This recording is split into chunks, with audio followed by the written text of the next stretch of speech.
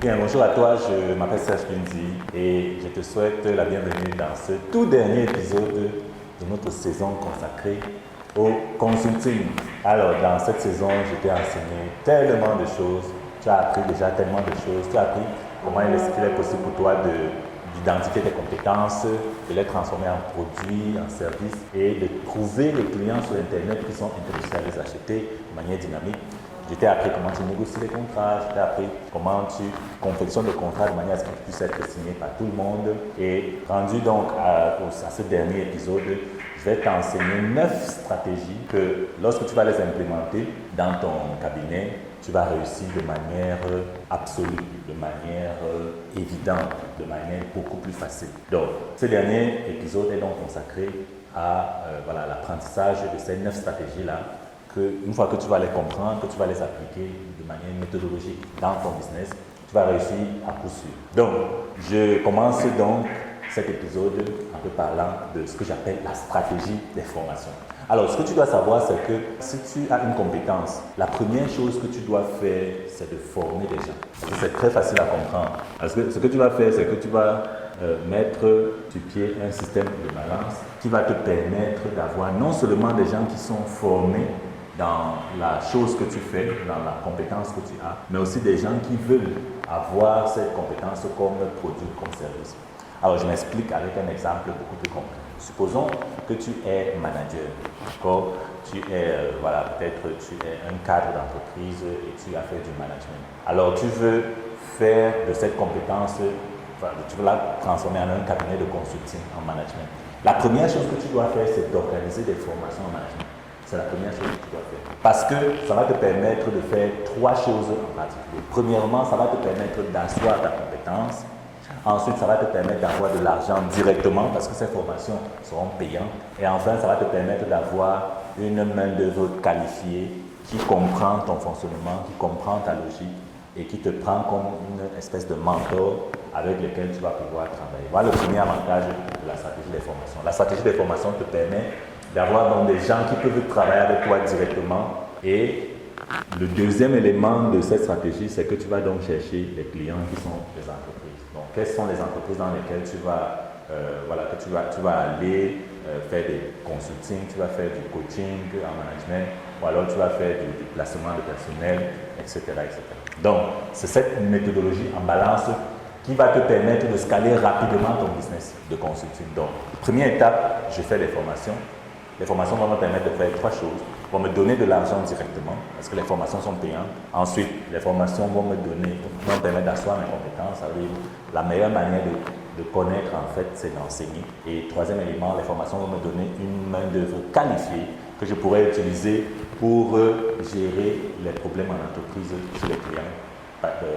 Disons, les clients entreprises. D'accord? Donc, la première stratégie que tu dois appliquer, c'est la stratégie des formations. Elle est extrêmement fulgurante. Alors, le deuxième élément, c'est ce que j'appelle le système infini de recommandation. Alors, comme son nom l'indique, tu dois créer ce que mon ami Zig Ziglar appelle une chaîne infinie de recommandations. C'est-à-dire que si tu es un consultant là, tu es un consultant en management et tu as un client en entreprise, tu vas vers le client et tu fais une prestation. Ce que tu dois faire, c'est que tu dois lui demander à lui, le client, de te faire une recommandation. Voilà. Tu dois mettre ça de manière systématique chez tous tes clients. C'est-à-dire que tout le monde qui rencontre un client et qui fait une prestation de service chez le client doit lui demander une recommandation d'un autre client de son même calibre. D'accord? Ça va te permettre d'avoir donc une chaîne infinie de clients. Donc celui-ci va te recommander à celui-ci, qui va te recommander à celui-ci, qui va te recommander à celui-ci, etc. Voilà. Donc si chaque client te recommande à un client de manière infinie, tu vois, tu crées une boucle qui te permet d'avoir beaucoup plus de clients. Et il faut savoir que les clients recommandés sont beaucoup plus faciles à convaincre, ils vont payer beaucoup plus rapidement, beaucoup plus facilement, et puis et tu les obtiens gratuitement. Voilà, la seule chose que tu as à faire, c'est vraiment mettre sur pied un système qui demande systématiquement de la recommandation à d'autres clients. C'est une stratégie extrêmement effective. Si tu la mets sur pied, chaque client que tu as doit te donner un autre client et ton entreprise va comme ça scaler de manière rapide. La troisième stratégie, c'est ce que j'appelle la stratégie des gardiens. En fait, ce n'est pas vraiment la stratégie des gardiens, mais c'est la stratégie du contournement des gardiens. Parce que tu vas te rendre compte que chaque fois que tu es consultant, surtout pour ceux qui consultent en entreprise, il y a toujours des gardiens. Donc, toi, tu es là, tu es le consultant, voilà le client qui est entreprise. Il y a toujours un gars là qui te bloque l'entrée, pour que tu ailles rencontrer le chef d'entreprise. Donc, généralement, il est souvent très souriant, il te parle très bien, il te rassure, il te fait comprendre que c'est lui qui est le preneur de décision, il te dit comment il maîtrise tout dans l'entreprise, que tout dépend de lui, mais en fait, il est en train de perdre du temps. Donc, comment tu contournes les gardiens? La meilleure stratégie, il y a 3 méthodes que j'utilise tout le temps. Première méthode, je te demande, si j'ai détecté, d'abord je détecte si c'est toi qui prends la décision d'achat ou pas. C'est très facile. Je te pose la question, si on devait commencer à travailler maintenant, quels sont les prérequis en termes de financiers que tu vas mettre sur pied pour qu'on démarre? Voilà. C'est une question directe qui implique que la personne avec qui tu parles doit te dire si oui ou non c'est lui qui doit décider de te donner l'argent ou pas. Tu dois le savoir directement avant. D'ailleurs, dans les 7 étapes de la vente parfaite, je t'ai parlé de l'étape sur la qualification. C'est cette étape-là qui te permet de connaître, de prendre en mesure la capacité de celui avec qui tu discutes d'être le preneur de décision. Donc, c'est une stratégie extrêmement efficace parce que je me suis rendu compte que l'ensemble la grande majorité des consultants perdent leur temps avec les gardiens. Voilà, d'accord? Et voilà, il va aller rencontrer le directeur technique de tel, il va aller rencontrer le directeur de tel, machin truc, et puis ça perd du temps. Ce qu'il faut faire, c'est qu'il faut aller directement rencontrer le boss. Si tu fais du marketing, tu adresses la lettre au directeur de l'entreprise. Si tu fais des publications, tu parles au directeur d'entreprise. Même si le directeur d'entreprise va te dire, ok, c'est le responsable financier qui est souvent responsable de ça, mais c'est que c'est lui qui demande au responsable financier de s'en occuper, et pas toi. Donc si toi tu remontes la chaîne, ce sera beaucoup plus difficile. Il est beaucoup plus intéressant pour toi de descendre la chaîne. Donc vise directement au directeur et ne passe pas par les intermédiaires. Quand tu as affaire à un intermédiaire, 3 éléments. Soit tu lui demandes directement de rencontrer le preneur de décision, soit tu le dégages de ta voix, c'est-à-dire que tu lui dis, voilà, puisque tu me perds du temps, moi je vais aller rencontrer le boss, si tu veux, tu vas aller saper le projet là-bas, et puis c'est toi qui vois. Ou alors la 3e stratégie, c'est que tu quittes, très simplement. Parce que si tu perds du temps, ça va handicaper le développement de ton entreprise. Il faut comprendre que le consulting repose sur les prestations personnelles en termes de temps. Donc il est extrêmement important de savoir gérer ton temps lorsque tu fais du consulting. Alors, la 4e stratégie, c'est ce que j'appelle la lecture et la culture en général. Donc, il est important pour toi de passer du temps à te cultiver, 1, dans ton domaine, 2, dans le marketing et la persuasion, et 3, dans l'environnement dans lequel tu fonctionnes. Ça veut dire que tu dois faire des formations tout le temps pour être au top de ta forme dans ton domaine, dans ton champ de compétences. 2, tu dois lire des bouquins de persuasion, des bouquins de marketing, des bouquins de... C'est-à-dire que même si tu vas déléguer le marketing de ton entreprise à quelqu'un, il faut que tu saches exactement comment ça se passe. Il faut que tu saches comment on fait ça.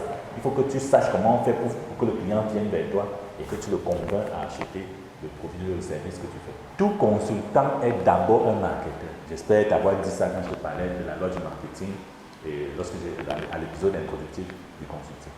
Donc tu ne peux pas réussir le consulting si tu ne fais pas le marketing. Ce n'est pas possible. Ce n'est pas possible. Donc même si tu fais de la chevronnerie, même si tu es technicien, tu dois apprendre à faire le marketing. Tu dois apprendre à faire. Même si ce n'est pas toi qui vas faire ça dans ton entreprise, mais tu dois savoir comment ça fonctionne. Parce que tu es capable d'évaluer les gens qui font ça dans ton entreprise. Si tu ne fais pas le marketing dans ton entreprise, tu es mort, tout simplement. Donc le 3e champ de lecture que tu dois faire, c'est des lectures qui sont dans l'environnement. Ça veut dire que tu dois lire les journaux. Tu dois t'enquérir de l'état du marché actuel. Tu dois lire les revues, la presse spécialisée, etc. Donc, tu dois lire des journaux qui sont spécialisés dans le domaine que tu fais. Tu dois avoir des sources d'informations internes qui te permettent de comprendre le marché que tu attaques. Parce que si tu ne lis pas les journaux, si tu ne te cultives pas dans les livres, en termes de marketing, etc., en termes de persuasion, et alors, si tu ne continues pas à apprendre dans ton domaine, tu vois que tu ne peux pas développer un cabinet de consulting qui sera rentable dans le temps. Donc, la lecture est extrêmement importante. Tu dois mettre sur pied un programme où tu lis tous les jours des journaux, des livres de marketing et de persuasion. et aussi les livres qui concernent ton domaine, ton champ même de compétences. La cinquième stratégie que je vais t'apprendre, c'est ce qu'on appelle la gestion des disparitions. Voilà, très, très bizarre comme stratégie. En fait, les disparitions, c'est les clients qui disparaissent après leur avoir fait une offre. Voilà. Donc, si tu as déjà fait des offres en entreprise, tu vas voir que tu réussis à convaincre le client, fais tout, tu lui montres l'offre, mais hop, le gars disparaît. C'est le blackout. Il n'y a plus de coups de fil, il n'y a plus de mail. Tu l'appelles, il ne décroche pas. Tu lui envoies des messages, il ne répond pas, il lit, il ne répond pas. Voilà. Donc, il y a un ensemble de choses que tu dois mettre en amont avant la négociation pour persuader la personne à ne jamais disparaître. Voilà. Et quels sont ces ensembles de choses? Premièrement, c'est la confiance. Tu dois établir une confiance avec le prospect de manière beaucoup plus pertinente si c'est en entreprise. Si c'est en entreprise, tu dois comprendre que ce que tu fais comme prestation implique un investissement financier important. Ce que tu fais comme prestation implique un investissement financier important qui ne doit pas être sorti à la légère par le directeur d'entreprise dont il est question. D'accord? Lui ne prend pas ça à la légère. Peut-être que tu penses 1 million, c'est rien. Voilà, qu'il passe le temps à dépenser ça. Non, non, non. Pour lui, c'est très important. Il faut qu'il sache comment ça va sortir. Il faut qu'il sache si ça va lui donner les bons rendus. Donc, grand 1, soit tu n'as pas mis de confiance, donc il faut implanter la confiance. Je t'ai dit comment est-ce qu'on augmente la confiance quand je t'ai parlé de cette partie d'une vente parfaite. Si tu n'as pas regardé l'épisode, je t'invite à aller regarder l'épisode. Tu vas voir comment est-ce qu'on établit la confiance vis-à-vis d'un client. Le deuxième élément, c'est que tu es venu en retard ou bien tu as envoyé. Bref, il y a eu un élément de retard dans le processus. Alors, les entreprises et les entrepreneurs détestent le retard. Je me rappelle d'un événement qu'on a eu en entreprise, c'est-à-dire qu'on a des gens de la Salesforce qui prospectent et qui envoient des prospects, qui m'envoient des prospects pour le closing. Alors, une des filles de la Salesforce devait avoir un rendez-vous avec le prospect et puis on n'a pas eu le rendez-vous à temps. Donc, une fois le prospect a donc accepté le rendez-vous, mais il était déjà désillusionné, il me disait ouais vraiment je pense même pas que vous pouvez faire le travail parce que déjà vous êtes en retard, on n'a pas pu faire le truc à l'heure. Et au final, je l'ai convaincu d'acheter le truc, mais il a disparu justement. Donc il y a eu une disparition parce que voilà, il n'avait plus confiance à ce qu'on faisait. Et puis il s'est dit que de toutes les manières, on ne peut pas réaliser ça puisqu'on n'aime même pas organiser, qu'on n'arrive pas à faire des meet-up à l'heure. Donc voilà, ça m'a appris la leçon. Il ne faut jamais être en retard lorsqu'il s'agit d'un. Alors l'autre élément qui crée les disparitions, c'est ce que j'appelle le manque de pertinence dans l'offre. Alors, qu'est-ce que ton offre apporte comme valeur ajoutée au client? S'il ne perçoit pas ça, s'il ne perçoit pas que ça va lui donner du temps, que ça va lui donner de l'argent, que ça va augmenter la productivité de ses employés, que ça va lui apporter quelque chose de palpable, de concret, de particulier. Même si ça va apporter ça, c'est-à-dire que le frame que tu fais doit être présenté directement, je veux dire, en montrant ce que ton service va apporter au client, de manière concrète. Ça doit être présenté de manière concrète. Sinon, le gars, il va fuir. Donc, tu dois savoir gérer les disparitions. J'ai même remarqué que dans le consulting, la plupart des clients disparaissent. Parce que les gens ne savent pas gérer les disparitions. Donc, il y a un ensemble de choses que tu dois faire avant pour que le client ne disparaisse pas. Alors, le 6e élément, c'est le pricing. Voilà un autre élément qui est vraiment un effet de levier sur l'avancement de ton cabinet de consulting et que la plupart des consultants ne savent pas comment faire. C'est-à-dire comment mettre les prix déterminants, les prix importants qui vont te permettre de capturer une grande valeur ajoutée dans ce que tu fais et te permettre de grandir en tant qu'entreprise de consulting. Alors, ce qu'il faut savoir, c'est que j'ai expliqué déjà que les prix, le pricing que tu fais doit être basé sur la valeur que tu produis. Mais là, il y a 3 formes de valeur qu'il va falloir considérer. Moi, la formule que j'utilise, c'est le prix égal à la valeur réelle, plus la valeur perçue, plus la valeur résiduelle. Donc, ça, je fais une sommation de ces valeurs et je prends un pourcentage. Voilà, la valeur réelle, c'est vraiment ce que j'apporte réellement au client en termes d'argent, de temps. Donc, qu'est-ce que j'apporte, qu'est-ce que le service que je fais apporte réellement au client en termes d'argent? Ça doit être connu. Tu dois être capable d'évaluer ça. Si tu n'es pas capable d'évaluer ça, tu vas faire un très mauvais contrat. D'accord? La valeur perçue n'est pas bien évaluable. La valeur perçue, c'est l'ensemble des éléments qui augmentent ta valeur, mais de manière, je veux dire quoi, de manière détachée de l'offre. Voilà. C'est-à-dire qu'il y a des gens, tu les vois, tu penses qu'ils ont une valeur en eux.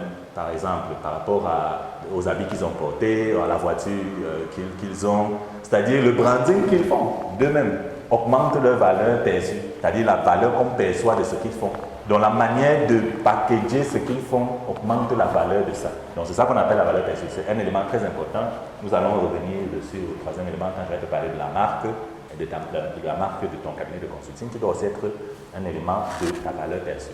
Donc, tu fais un bon branding de ce que tu fais. Tu fais des bons visuels, tu fais des bonnes photos, tu fais de belles pages. Bref, tu augmentes des éléments qui mettent en valeur, qui font voir que ce que tu fais a une certaine valeur perçue. Voilà, c'est ça qu'on appelle la valeur perçue. Alors, la valeur résiduelle, c'est quoi? C'est toutes les valeurs, je vais dire ça comme ça, périphériques, qui sont issues de ton offre. C'est-à-dire, qu'est-ce que ça va apporter en termes de temps libre pour les employés? Qu'est-ce que ça va libérer en termes de stress pour le directeur?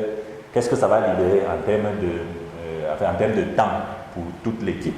Donc, on appelle ça la valeur résiduelle. Donc, tu prends la valeur résiduelle, tu ajoutes à la valeur perçue, tu ajoutes à la valeur réelle et tu en fais un pourcentage. Ça peut être, bon, généralement, moi, je prends 10% dans la valeur réelle. Tu peux ajouter certains pourcentages dans la valeur perçue et tu fais donc un prix. Là, tu vas prendre un pourcentage de ce que tu as produit.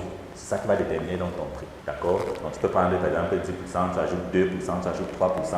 Ça te fait par exemple 15% de la valeur produite qui détermine ton prix. Et là, peu importe le temps que tu prends à mettre ça sur pied, c'est le prix que tu vas mettre sur ton nom. Donc, le pricing est extrêmement important. Très bien. Donc, la 7e stratégie, c'est ce que j'ai appelé la mentalité d'abondance. Alors, la mentalité d'abondance, comme son nom l'indique, tu dois savoir, c'est vrai que je vais faire tout un épisode sur la reprogrammation mentale.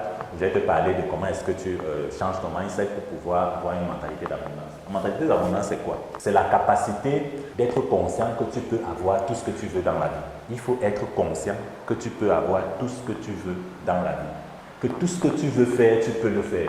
Et ça se travaille. Donc, il y a un ensemble de procédures qu'on met sur pied pour avoir une mentalité d'abondance. Ce dont tu vas te rendre compte, c'est que la plupart des gens ont une mentalité de rareté. Voilà, ils pensent que voilà, les autres ont déjà tout pris, donc il ne me manque rien, il manque tout. Donc je n'ai plus vraiment rien, les autres sont déjà riches, ils ont déjà toutes les maisons dans les beaux endroits. Où est-ce que je vais encore avoir une maison? Où est-ce que je vais encore avoir l'argent? L'argent est fini dans le pays. Où est-ce que non, l'argent ne finit pas. L'argent est illimité, la quantité d'argent est illimitée, tu peux toujours en créer. Les autres n'ont encore rien.